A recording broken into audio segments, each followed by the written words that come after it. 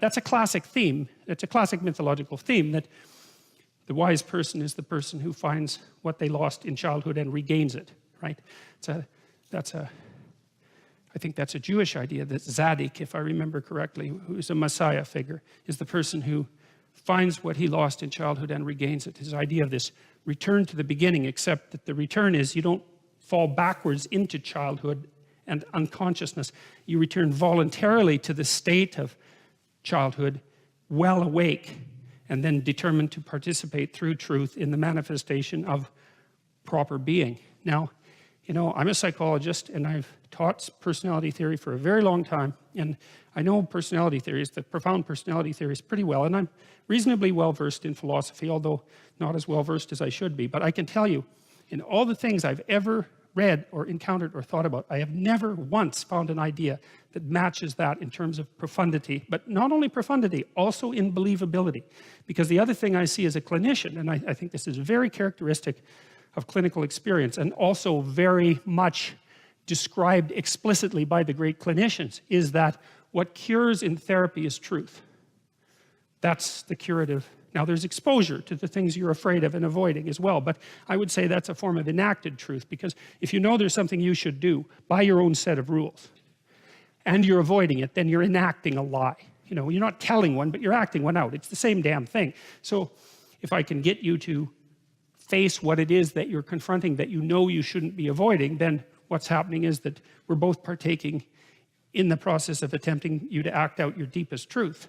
And what happens is that that improves people's lives, and it improves them radically. And the evidence, the clinical evidence for that is overwhelming. We know that if you expose people to the things they're afraid of but that they're avoiding, they get better. And you have to do it carefully and cautiously and with their own participation and all of that. But of all the things that clinicians have established that's credible, that's number one. And that's nested inside this deeper realization that the clinical experience is redemptive, let's say, because it's designed to address suffering, insofar as the people who are engaged in the process are both telling each other the truth. And then you think, well, obviously, because if you have some problems and you come to talk to me about them, well, first of all, just by coming to talk to me about them, you've admitted that they exist. Man, that's a pretty good start. And second, well, if you tell me about them, then we know what they are. And then if we know what they are, we can maybe start to lay out some solutions, and then you can go act out the solutions and see if they work. But if you don't admit they're there and you won't tell me what they are, and I don't, and I'm like posturing and acting egotistically and taking the upper hand and all of that in our discussions, well, how the hell is that going to work? You know, it might be comfortable moment to moment while we stay encapsulated in our delusion, but it's not going to work. So a lot of that seems, if you think it through, it seems pretty self-evident. And, you know, Freud thought that repression was at the heart of much mental suffering. The difference between repression and deception is a matter of degree, and that's all. It's technical. It's a technical differentiation.